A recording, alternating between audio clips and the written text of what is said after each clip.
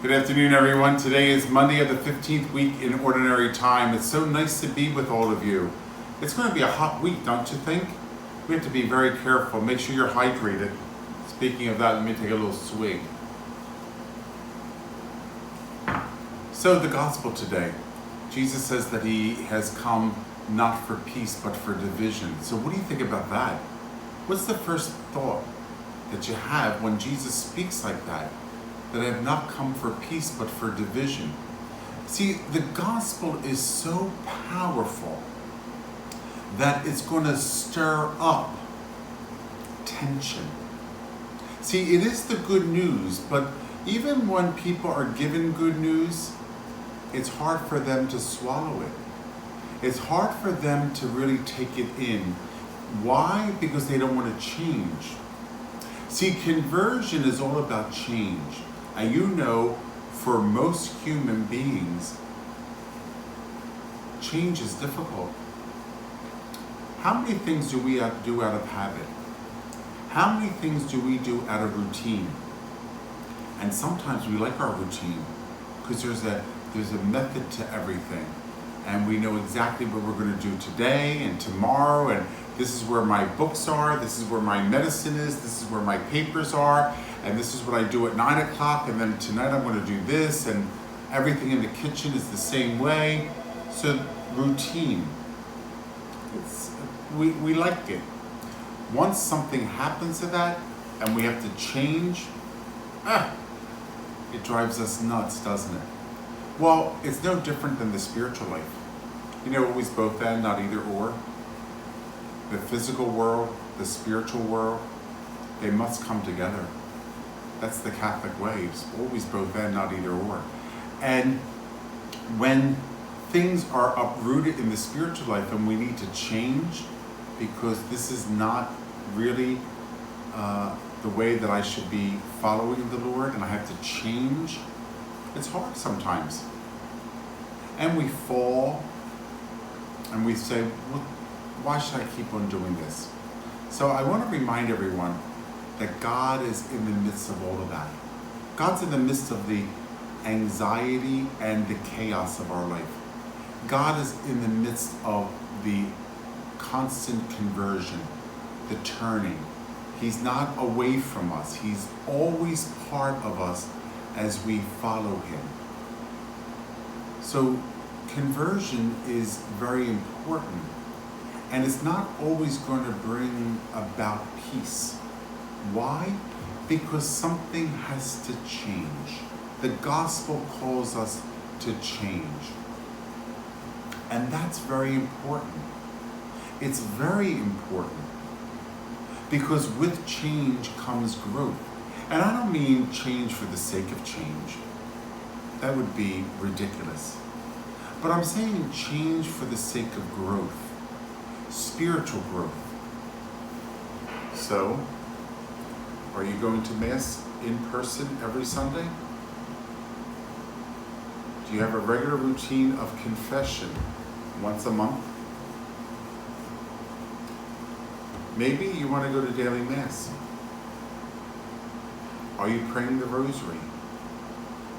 Do you need to write a little card to somebody that you had a tiff with? Maybe get out a little card and just write them a little note. Maybe even text them.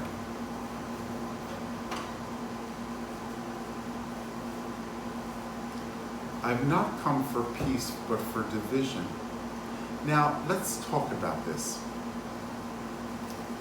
See, with the gospel, we're called to exercise our priestly character, our prophetic character, our kingly or leader characteristic.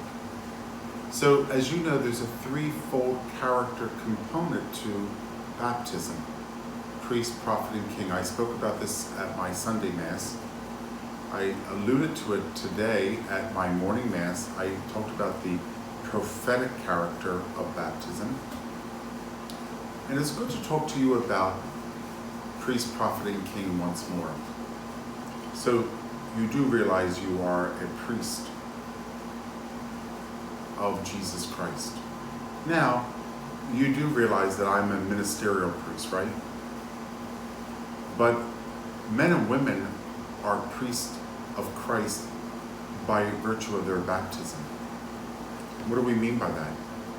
Well, simply put, you are to join your sacrifices to the one eternal sacrifice of Jesus Christ the Father. So all of the sacrifices that you make, don't you hear that word, offer it up?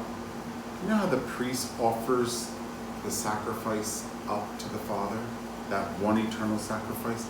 All of the baptized are to exercise their priestly role by offering their sacrifice. See, they, like a priest, they also offer sacrifice. And they offer it up to the Father. The crosses they endure, those moments when there's tension in the family, for a good reason. I have not come for peace, but for the sword. So to talk about things in the family, among siblings, relatives, neighbors, co-workers, there's going to be a little bit of wrestling going on. Does that mean we shut up and we don't say a word? Or does that mean we always speak with charity and with love, but we still speak? We still have to say something. Now, you don't have to beat somebody over the head 50,000 times, but subtly, occasionally, we're to talk about it. The worst sin is silence. To say nothing.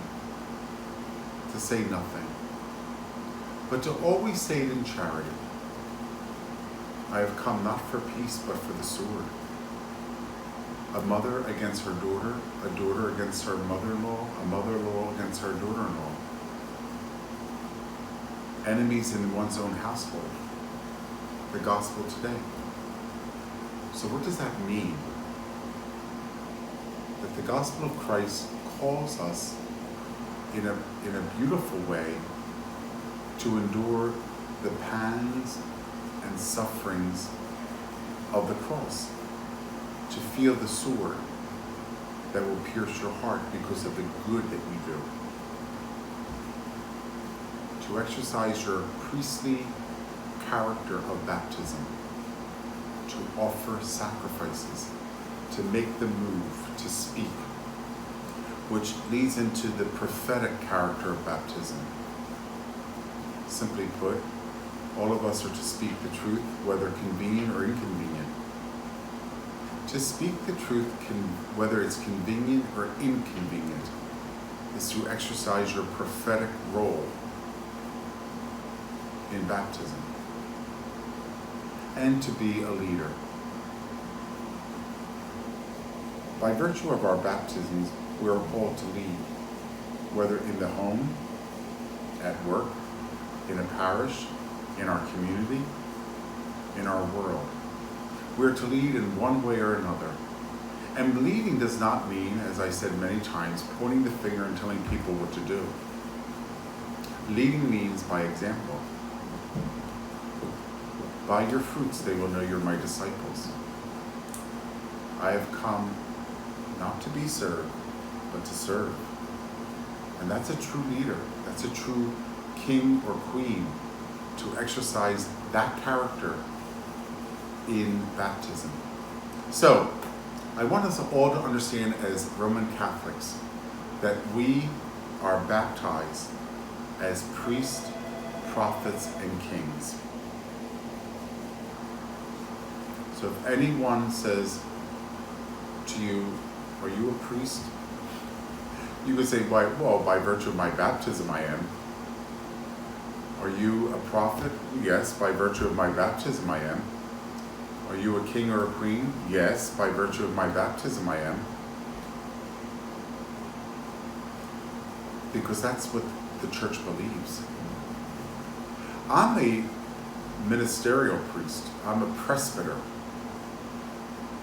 Have you ever heard of that word? Presbyter? I stand in the person of Jesus Christ as head and shepherd. The baptized priest, the role of the baptized person is to be another Christ in the world. See, another Christ, his hands, his feet, his voice. The ministerial priest stands in the very person of Christ. So just to get that simply understood, how that all works. I think it's absolutely beautiful.